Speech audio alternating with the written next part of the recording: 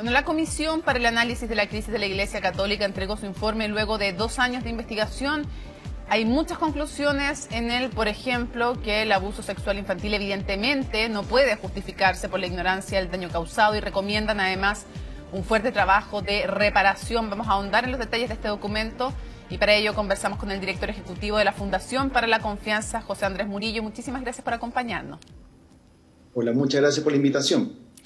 Tal vez, bueno, dar un poco de contexto, explicar que surge en octubre del 2018 esta comisión y que estudia desde 1970 hasta el día de hoy. Y como tema la idea es abarcar la naturaleza y el alcance de los abusos cometidos por miembros de la Iglesia Católica, ¿no?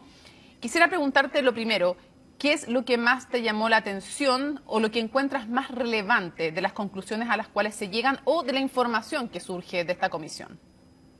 A mí lo que más me llamó la atención, que me parece que es algo sobre lo que hay que investigar aún, que es probablemente un botón desde el cual se puede sacar mucha información después, es que una de las conclusiones es que las personas, los sacerdotes que cometen abusos, muchos de ellos, si no fueran sacerdotes, quizás no cometerían abusos, ¿no?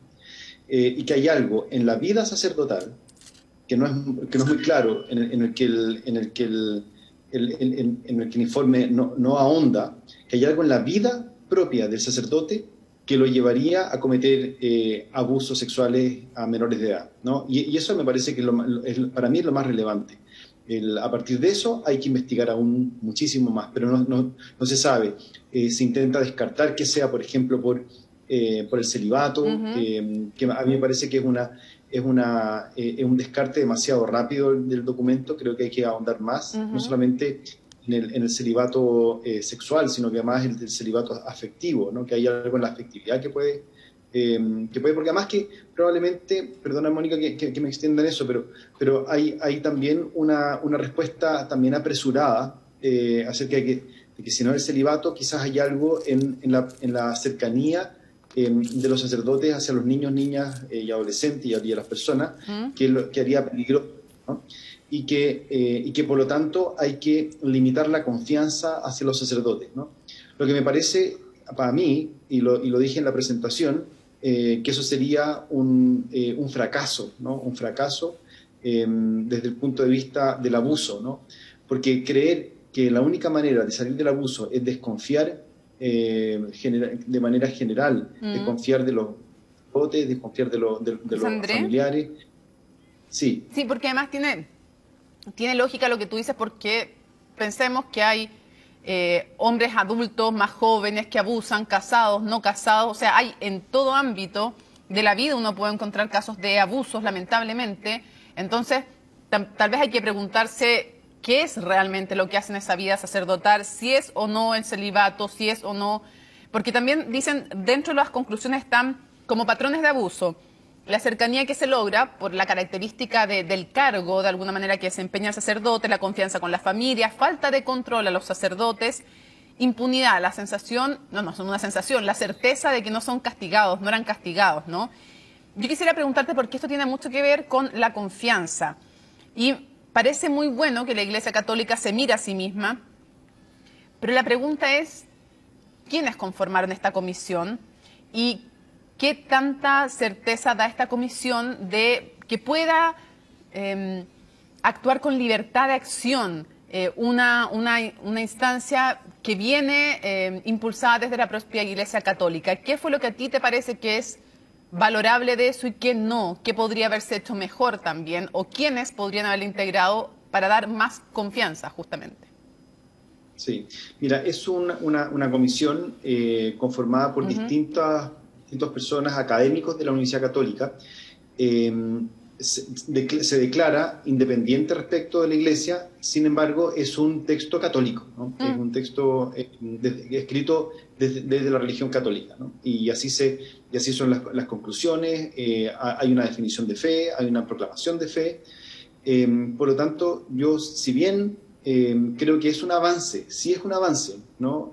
Un avance en el sentido de que hay una declaración. Yo creo que el hecho de que ellos digan que hay algo en la vida sacerdotal, porque la Iglesia ha estado acostumbrada a culpar, culpar a las víctimas, a su familia.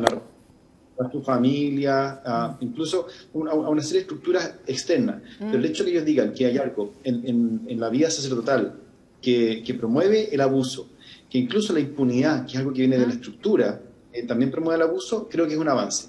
Ahora bien, son pasos, va en un camino que me parece que está bien, pero no se ha recorrido completamente. Creo que es importante incluir aquí gente desde los derechos humanos, incluir también gente del mundo de José las Andrés, víctimas también. justamente por ¿Sí? eso, ¿sería bueno una comisión de verdad y reparación respecto a la Iglesia Católica que se conformara más bien desde la sociedad civil con independencia? No quiero con esto quitar el valor que creo que tiene que una institución se mira a sí misma, ¿no? Pero para los sobrevivientes, me gusta más llamarlos, ¿no?, que víctimas. ¿No sería bueno que se creara una comisión de verdad, justicia y reparación para que de manera independiente, desde la sociedad civil y con todas las garantías, se encarara este tema?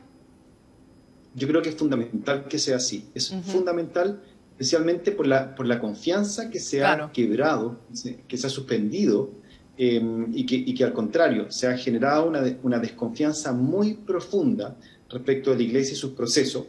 Es fundamental que quizás incluso dialogando con esta comisión, pero que venga una comisión de parte del Estado. Aquí el Estado tiene una palabra que no ha sido dicha, ¿no?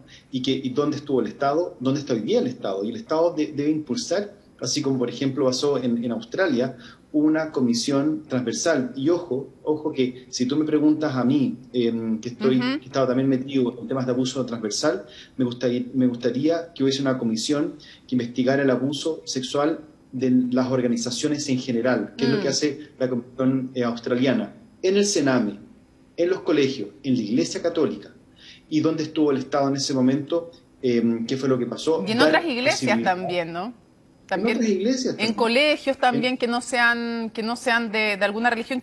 Se nos va a ir volando el tiempo, entonces quiero pasar a otros temas.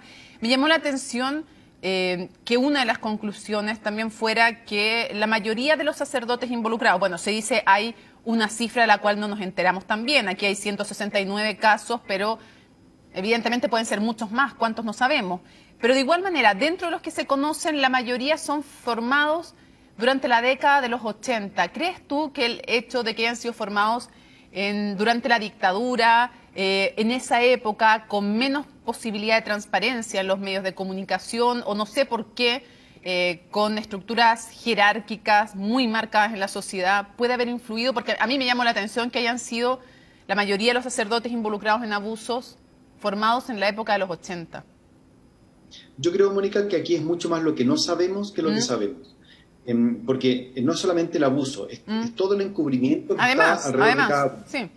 Y no tenemos idea. Yo creo que es una conclusión, yo creo que apresurada, pero a partir de los casos que se tienen.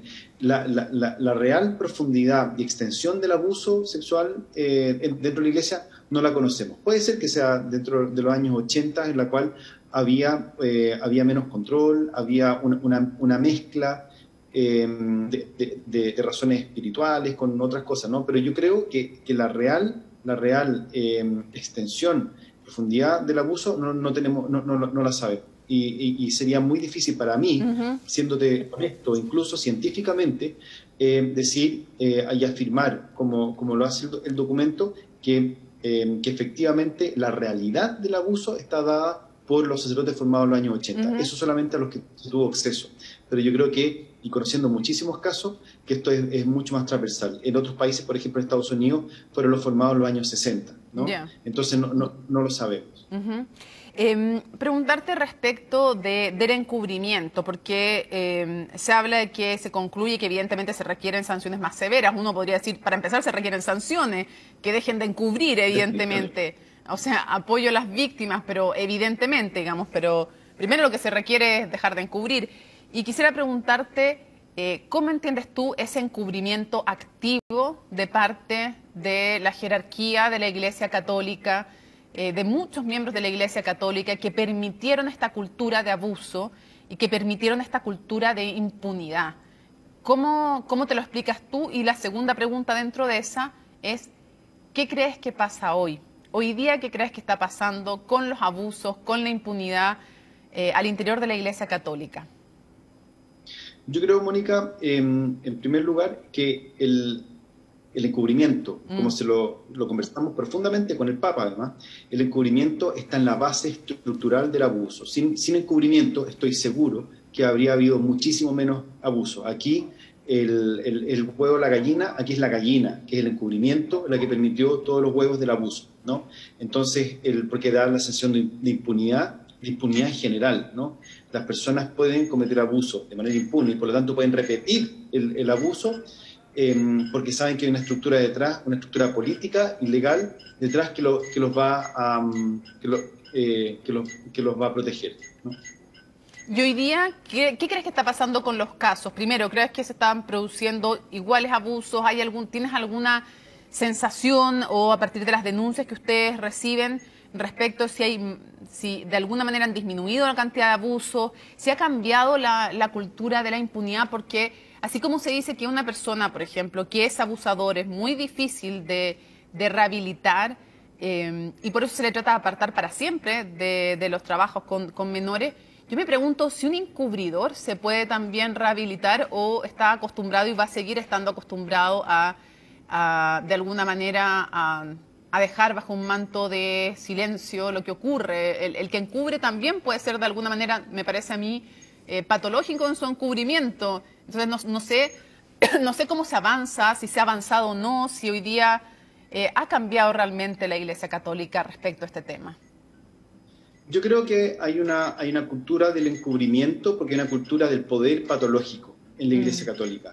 Y eso es lo que no se ha tocado aún, no ha habido la voluntad política de profundizar en las estructuras del poder que ha dado paso al abuso y también al encubrimiento. Y mientras no se toque ese tema, no vamos a poder avanzar, ¿no? Porque hay una estructura, hay unas dinámicas de poder que siguen exactamente igual. O sea, el poder de los obispos. Aquí no se ha tocado, y yo creo que es fundamental, tocar a los obispos. ¿Cuál ha sido la responsabilidad? Y no solamente personal. ¿Ah? Aquí hay responsabilidades personales, pero también hay una responsabilidad institucional al no asumir que el encubrimiento sea normalizado, ¿no? Se ha naturalizado el encubrimiento en la Iglesia Católica y así los abusadores pueden contar con la total impunidad y por lo tanto repetir. Y mientras no se cambie la manera en que los obispos ejercen el poder, no solamente lo ejercen en la práctica, sino que no tienen contrapeso, no hay ninguna tipo de control ni democratización del poder en algo que debería ser hoy día ya en el siglo XXI. Me parece, y esto lo hablé, ojo que esto no lo estoy solamente pensando para mí mismo, esto se lo plantea el Papa directamente, el rol de la mujer, el rol de los laicos, el rol del poder de los obispos y de los sacerdotes, si es que no es transformado, si no es remecido hasta la raíz de manera radical, el abuso sexual puede disminuir, pero el abuso de conciencia, el encubrimiento y por lo tanto el control de las demás personas, que es igualmente grave, porque por las consecuencias, bueno, por las consecuencias traumáticas que tiene, va a seguir igual. Al obispo de Roma, justamente al propio Papa en su minuto defendió a Juan Barros, a George Pell también, o sea, también él mismo ha sido cuestionado también en su rol en relación a los abusos sexuales, en base a esta cultura también de a veces no querer ver, de decir que no hay pruebas, cuando sí hay muchos que están gritando, incluso como sobrevivientes que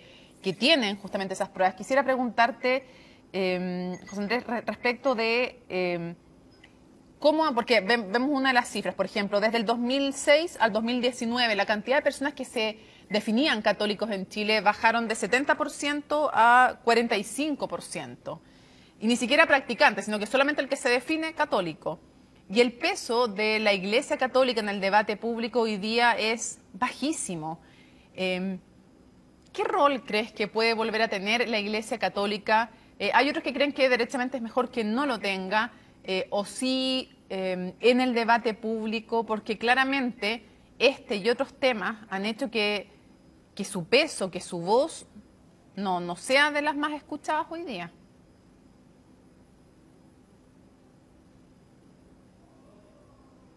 Perdimos el contacto con José Andrés Murillo justamente cuando estamos terminando de conversar a raíz de este informe en el que se da cuenta de la magnitud de lo que se alcanza a dimensionar desde el año 1970 hasta ahora, de los abusos en la Iglesia Católica. Vamos a tener que ir a una pausa. Le agradecemos a José Andrés Murillo que nos haya acompañado y él nos hablaba también su punto respecto a la necesidad de que los obispos también en su poder, los obispos católicos, sean también tocados en aquello que es relevante, que es importante, entonces que también ellos sean parte de estas reformas al interior de la Iglesia.